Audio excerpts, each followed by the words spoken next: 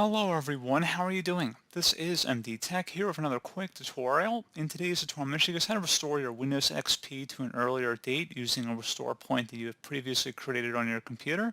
So this should hopefully be a pretty straightforward process, guys, and without further ado, let's go ahead and jump right into it. So all you have to do is select the Start menu, select where it says All Programs, highlight over that or just left click on it, then select Accessories, and then select System Tools, and then go down and select where it says System Restore. Underneath where it says To Begin, select the task you want to perform. Select where it says Restore my computer to an earlier time, and then select Next. Select the restore point you want to restore your system back to, and then select Next. And then select Next one more time here.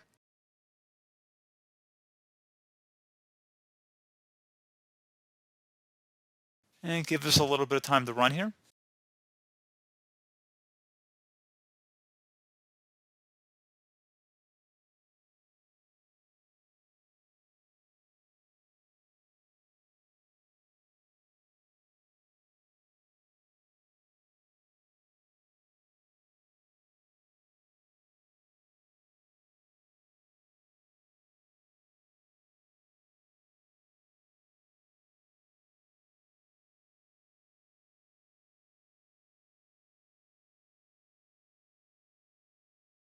Okay, so you can see that the restore has completed successfully.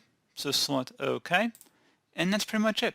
So as always, thank you guys for watching this brief tutorial. Do hope I was able to help you out, and I do look forward to catching you all in the next tutorial. Goodbye.